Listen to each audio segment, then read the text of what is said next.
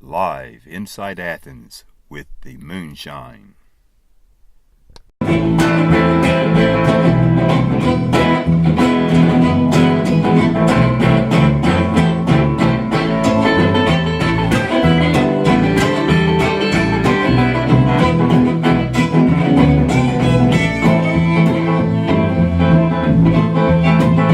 He's a real cowboy with his makeup on, talking to kings and queens on the telephone. And the jungle heat in the desert sand. He thinks everything is his to keep. At the factory, it's never been so slow. They got a big truck down 99 to go. And down on the farm, nothing growing well, except some big old debts and some more gray hairs. He's the president, and I don't care.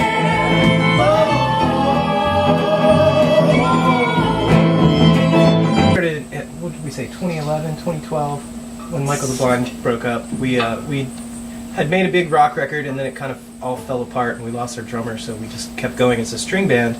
We got our bass player, Elwood, at the time to start playing upright. And like I said, we were called Michael the Blind and the Moonshine for a while, but that got real confusing for people, so I just dropped the solo act name, and then we were just the Moonshine from there on out. And it turned out there were a lot of other bands kind of using that word in their name, and a lot of other bands that have that name. There's like a Norwegian death metal band that has that name. But for me at the time, it was just like kind of punk rock to just keep it anyway, because it's like, who cares? It's just a band name. But I like it. It served us well. Why Michael the Blind? That's a whole nother story and a question that I got really sick of, and that's why I stopped using it as a name. Honestly. Have you seen Michael's glasses? Oh yeah, they're like this thick.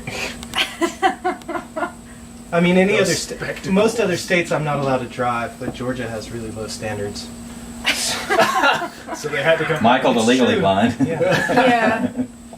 Yeah, he That can was a drive in suggestion that I've Oregon. heard more than once, and like I said, I just got so tired of talking about the name that I was just like, screw it, I'm done with it, it doesn't matter. So it's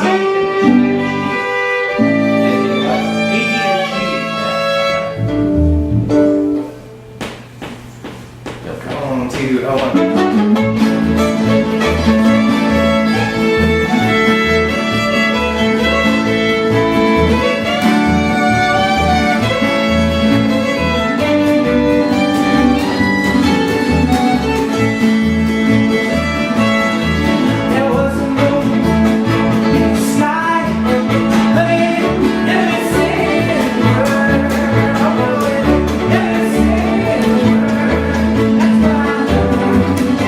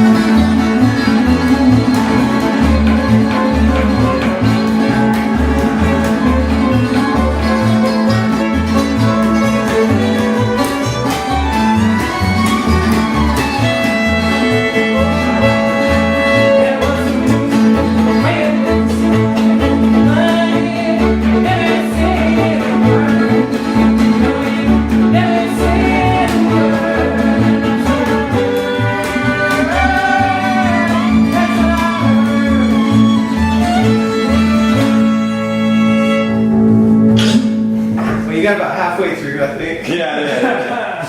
Get there. Oh, that one, right? Yeah. Here's the melody, I guess. All right. You guys did say a song. You could turn up a little bit, actually. Or... You want me to turn up? All right. I'll do that. A big part of what we do is that we're not a purist folk act in any way. Like, a lot of what we do is play my songs, my compositions, and that stuff is it's a lot more contemporary, a lot more modern than the old time stuff that we also do. But even when we're doing old time and country music and covers, I think we're bringing something to it that a lot of people who are working in the folk music field are purists, and they want things to be exactly as they were played in 1928 or whatever. And for me, growing up playing rock music and listening to a lot of rock music, and I grew up on classical music and all sorts of music, I just really tried to inundate myself with as many different kinds of music as I can possibly do. And I think all of that comes to bear in the music that we make. There's elements of Celtic music and gypsy stuff and lots of rock influence. And I think bringing an electric guitar into this setting too is kind of different. I've always kind of idolized John Lee Hooker's sound, as far as especially those early recordings where it's just him and a guitar, and you've got this kind of distorted guitar in the background, but you can also hear the clean guitar in the front. And I love that sound, and I've always kind of wanted to do that in this setting. And I think it really changes the way that the message comes across, the way that the sound comes across. I've been to the east, I've been to the west. I'm going where the chickens don't go.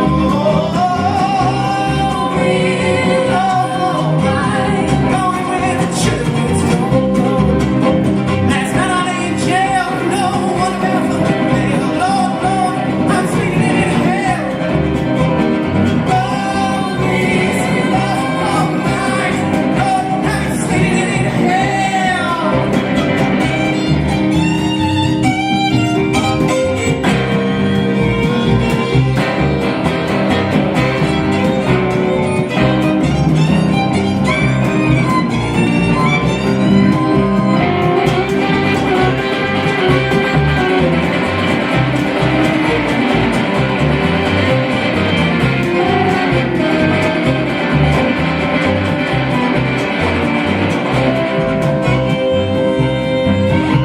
See, Reuben had a train, he put it on its track, he rode it to the Lord knows where, and it's always alright, rode it to the Lord knows where. See, some old hack, put Reuben on his track, he's making him a junkyard of his own.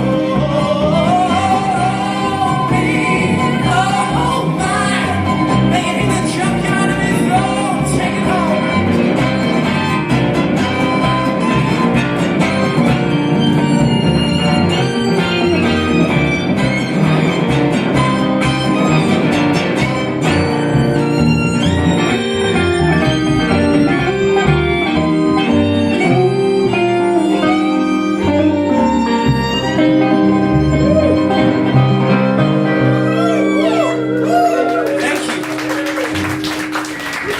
Toured a lot on the West Coast as the Moonshine with a different lineup, but since we've been here in Athens for a few years now, we just started playing with Nicholas, 6 months ago? Yeah, it was this spring. Oh, really? About 6 Yeah, it was months like ago. April. Okay. Nicholas fit right in. We'd been looking for a fiddle player since we moved here, and then some crazy classical music nerds that come into the record store where I work sometimes Yeah, my Yeah. roommate Kyle suggested O'Connor, Nicholas. they found him at a little yo-yo down the street from our house, and they're like, oh, they need a fiddle player. And my roommate Kyle, he likes to talk people up. It was Connor's idea, but Kyle's the motivating force for a lot of things. Mm-hmm. And he's like, Michael, you need to get my roommate to play fiddle with you guys. Enough times that Michael finally conceded to stoop down to my level and help me join the I band. think I was trying to climb up a little bit.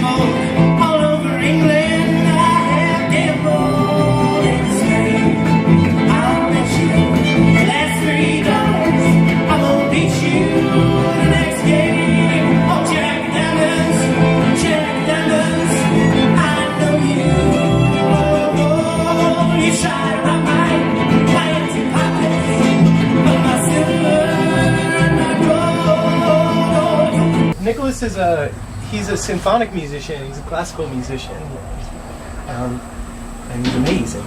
And you should hear him play Bach sometime. Yeah, I study violin and viola at UGA, but I've done Celtic fiddling and bluegrass stuff for like 5 years at least.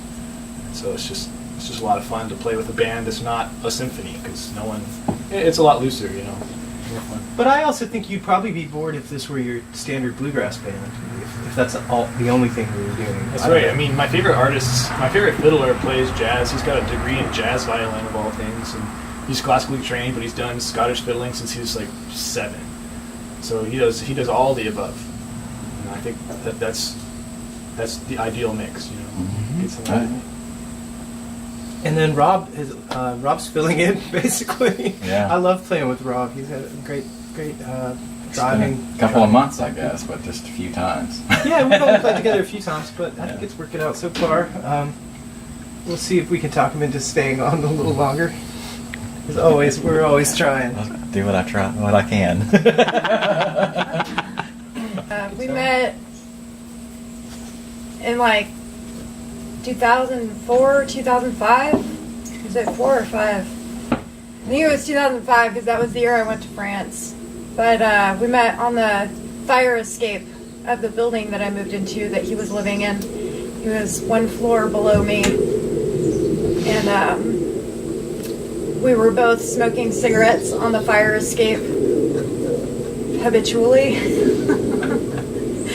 And yeah, that's how we met. Hello down there. What's your name? You should come down here. No, Michael couldn't even see. He's like, is there someone up there? I know. I'm too He's blind. like, Dropping axes maybe on you it. should wear pants. I'm like, don't worry, I've got shorts on underneath. Well, it's trying to be a gentleman. So yeah, and the rest is history. I mean, we didn't start playing music together right away. Rachel came to see me play. I was playing solo, so she would come to see my shows sometimes. I was taking piano lessons at the time, and then I was going to go to France, so I couldn't take my piano with me. So Michael was like, "You should learn to play the guitar," and I went and bought a guitar, and then he showed me some chords. Started playing guitar, and I took the guitar to France with me. And then I got back, and Michael had bought me an auto harp for Christmas. Well, So Oh, I figured if we could learn some really simple songs, that it would be a really good way to start. And I don't know if you've ever heard the Carter Family, but you know, their stuff it's all pretty basic. It's very deep, and you can really go down the rabbit hole with those folks. But most of their songs follow a similar structure, and they only have a few chords, so it was pretty easy to jump right into that as a starting point. And I think it didn't take us long before you started playing along on my songs too.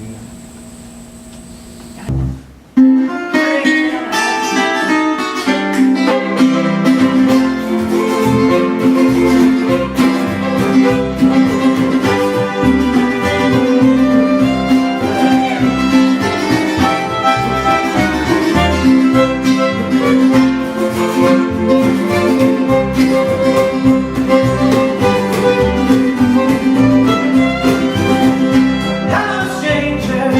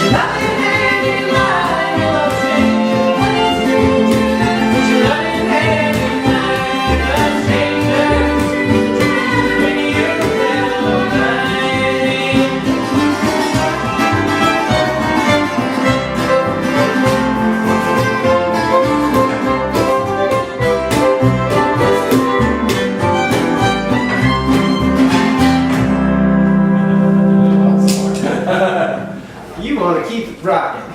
I think Athens is also just a good place to be anchored as far as being able to. You can get to so many other places. Yeah, pretty traveling around the quickly. southeast. You know. It's a good like spot to have as a home base, so that you can travel around and always have kind of an easy place to come back to. It's a nice Yeah, radius. I feel like it's close to everything. Like Portland, where I'm from, is not. It's like 3 hours to Eugene and 3 hours to Let's say to Seattle. Portland or whatever. And else. then like the next big city. I mean, Ashland is like, I don't know, 6 or 7 hours down further south, and San Francisco is like the next big city south. It's like a 12-hour drive. It's, Touring out west is very different. yeah, So and the- then the when you allure go of being able east, to it's come- like to get to, Boise, Idaho is another like 10, 11-hour drive. It's like so far from any other like Place bigger worth city, going, yeah. Vancouver, BC, I think it's 6 or 7 hours. So you're mostly, when you're touring on the West Coast, like up and down the coast, it's, up and down the I-5 corridor. It's mostly like smaller towns, Port Townsend, San Juan Islands, Seattle, which is bigger, Portland, obviously, and then Eugene and Ashland. Astoria, Once you get down. Long Beach. Yeah. Anyways, it's a different. It's definitely a different way to do things out there. Here, everything's more or less pretty close. How has music changed, the business of music changed since the 90s? Well, there's an awful lot more self-releasing going on now, and people recording at home. You don't necessarily have to go to a studio to make a good record anymore. I mean, it's always nice, and I like the idea of going into a studio. Yeah, no more big record deals, no more big record companies. Pretty much make a record on your own, and I mean, it exists, but it's few and far between. The music business is like people who are making the music have to do the business of it as well. exactly, you got to Nobody manage to do it yourself. for you. You make your money with your shows, not your albums, really. UGA's even got a music business certificate that you can get. You can take classes. You don't even have to be a music major. You don't have to be a business major. But I don't know how useful it is, but I think it's pretty new. Yeah, the artist Okay. definitely has to be their own management team now. Mm-hmm. What's the positivity of that? You control your own. Yeah, you control your own stuff. Trust yourself, maybe, hopefully. I think it can be a confidence builder if you're doing it right. But it's a lot of hard work. They used to have other people do the work. Yeah, you kind of have to see it as your day job, Mm-hmm. I feel like. Yeah. I mean, right now my day job is photography and building my photography business to a point where I can focus on other things. So, Out west, we had like kind of a perfect storm of people as far as people's jobs and time off and availability was concerned, so that we were able to play a lot more on the road, and we did play a lot of festivals out there. Here, we're starting to move more into that territory for sure, but it's just taking some time. I've been performing on stage since I was like 6 or something, so it hardly phases me anymore. I love the best thing about playing shows and being on stage is when you have an appreciative audience and you're feeding off of one another, and the energy that you're putting out goes to the audience, and then they give it back, and it's just this wonderful circulation of energy. A relationship. And, yeah, it is a relationship. When you have a less than appreciative crowd, or you have a very thin crowd, a very small crowd, it's very hard to put out the same amount of energy because you're not getting it back. It can be done, and we do it, but at the same time, it's much more difficult. When you have a really nice, especially a large appreciative crowd, it can be one of the most energizing things for me. I don't know. What about you, Rich? same. Yeah. Nicholas does it all the time too. So. Yeah, it's very different to play on stage with a bluegrass rock band than with a symphony orchestra.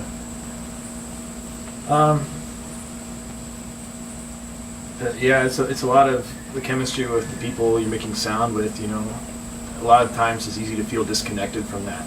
But when you're really gelling with the people, you can you can hear them and you can hear all the nuances and the sounds they're making. Like, It's the greatest when we're going for something new, when we're in front of people, like when people are taking chances, when the musicians are taking chances, and Nicholas does this a lot. He takes a lot of chances. When people are into And it, I you're love that confident, about it. and yeah. So when we're all like kind of playing off of what one another are doing, and it's almost like a rehearsal situation, when you can feel like that on stage, it's just a great feeling, because often you do end up coming up with new things, and that's exciting not only for you, but then if you have an audience that's paying attention, it's also exciting for them. I don't know. I think that's one of the greatest feelings for sure. And Rob? Hmm? Same I hate question. playing on stage. No. Another hope.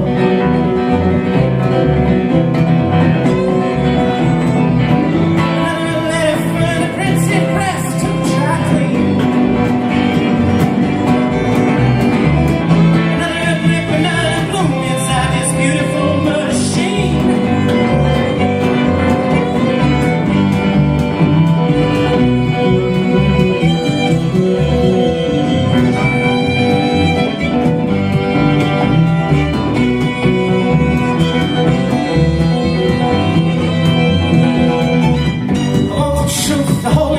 But the truth, but every time I get a clue, I'm off the road. Another never-ending story in the hunt for mother goose.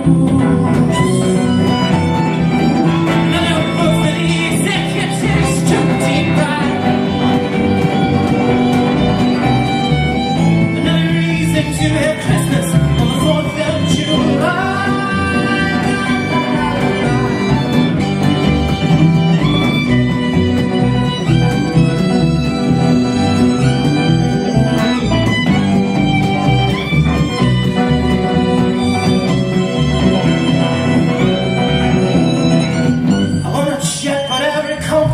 Magnetic, everything is so copacetic, we're all not.